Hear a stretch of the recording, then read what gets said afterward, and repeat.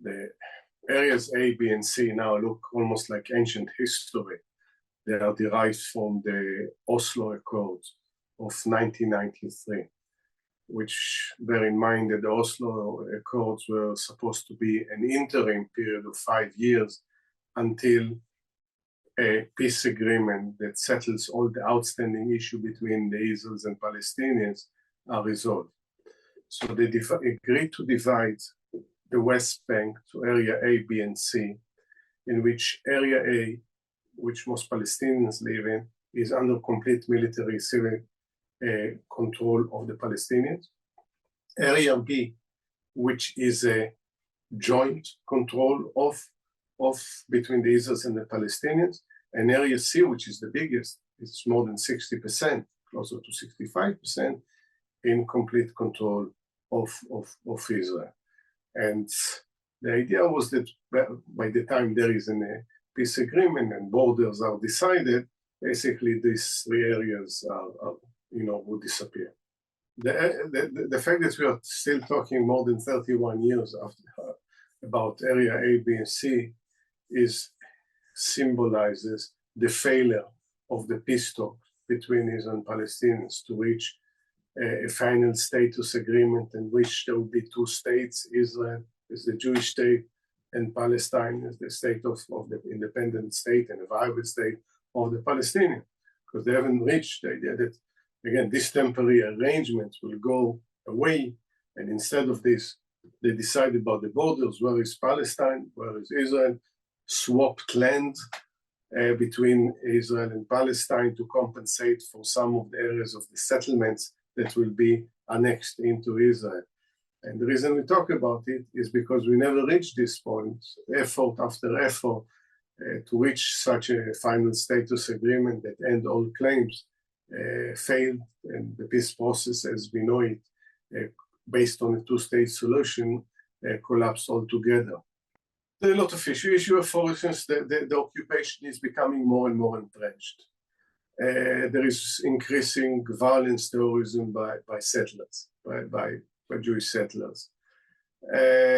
What we mentioned about area A and B, C, that there is no respect for area A as being in complete control of the Palestinians. Also reflects on decrease in legitimacy of the PA. But the PA itself becomes more and more authoritarian. It doesn't seem by the Palestinians themselves as represents their interests, their hopes, their aspirations. And most Palestinians don't see a way out beyond what they see, the entrenched occupation that is harsher and harsher.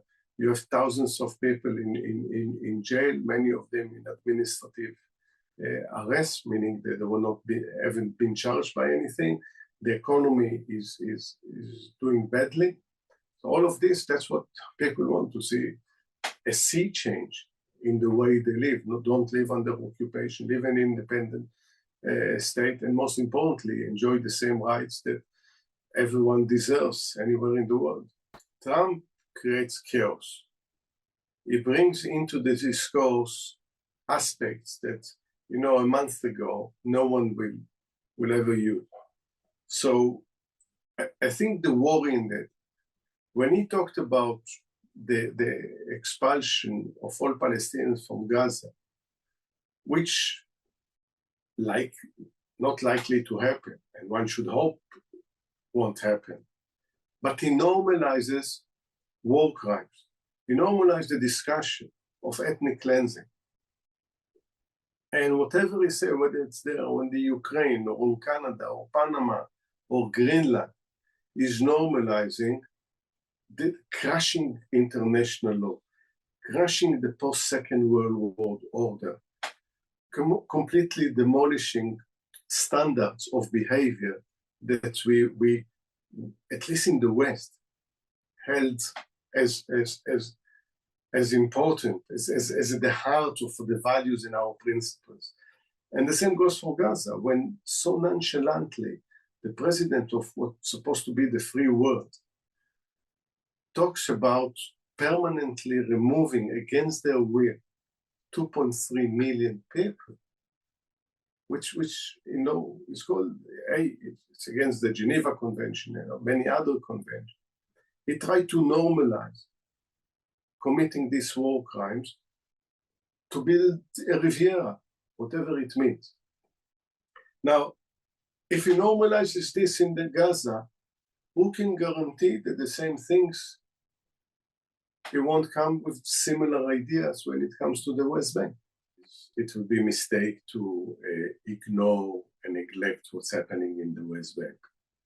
Most of Palestinians in the occupational Palestinian territories live in the West Bank more than in Gaza.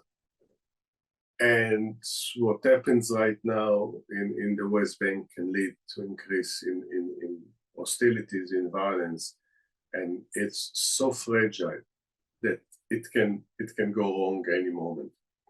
And I think when President Trump enters really kind of into the conversation, the possibility of expelling the Palestinians, it embodied actually the most radical. So you see, at the end of the day, this was the grand plan: no two-state solution, not recognition of the rights of Palestinians. The grand plan is more settlements and annexing the West Bank, and eventually, potentially, expelling here also the Palestinians. I think we are in a position, in a point in history which is very dangerous unless it's diffused. I'm afraid that we'll see for a long time of violence and bloodshed.